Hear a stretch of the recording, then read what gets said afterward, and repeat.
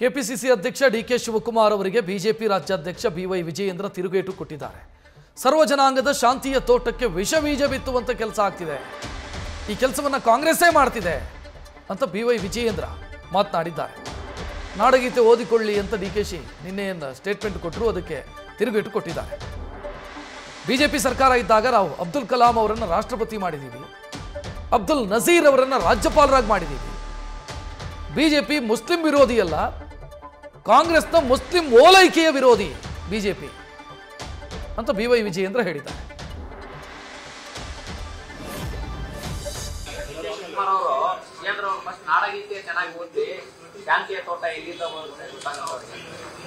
DK Shivakumar ಅವರು ಹಿರಿಯರಿದ್ದಾರೆ, ಕುವೆಂಪುರ ನಾಡಗೀತೆಯನ್ನ ನೆನಪು ಮಾಡಿಕೊಟ್ಟಿದ್ದಾರೆ.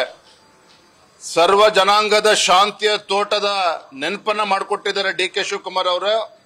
ನಾನು ತಮ್ಮ ಮೂಲಕ ಡಿಕೆ ಶಿವಕುಮಾರ್ ಅವರು ಹೇಳಕ್ಕೆ ಇಚ್ಛಪಡ್ತೇನೆ, ಇವತ್ತು ನಮ್ಮ ರಾಜ್ಯದಲ್ಲಿ ಸರ್ವ ಜನಾಂಗದ ಶಾಂತಿಯ ತೋಟಕ್ಕೆ ವಿಷ ಬೀಜವನ್ನ ಬಿತ್ತಕ್ಕಂತ ಕೆಲಸ ಇವತ್ತು ಯಾರು ಮಾಡ್ತಾ ಇದ್ದಾರೆ ಅಂತ ಹೇಳಿದ್ರೆ ನಿಮ್ಮ ಕಾಂಗ್ರೆಸ್ ಸರ್ಕಾರ ಮಾಡ್ತಾ ಇದೆ, ಭಾರತೀಯ ಜನತಾ ಪಾರ್ಟಿ ಅಲ್ಲ. ಈ ವಿಷ ಬೀಜ ಬಿತ್ತುವ ಕೆಲಸ ಇವತ್ತೇನು ಸಿದ್ದರಾಮಯ್ಯನವರು ಡಿಕೆ ಶಿವಕುಮಾರ್ ಅವರು ಮಾಡಕ್ ಕೊಟ್ಟಿದ್ದಾರೆ, ಇದನ್ನ ಭಾರತೀಯ ಜನತಾ ಪಾರ್ಟಿ ಪ್ರತಿಭಟಿಸುತ್ತದೆ, ಇದಕ್ಕೆ ಅವಕಾಶನ ನೀಡೋದಿಲ್ಲ. ಧನ್ಯವಾದ.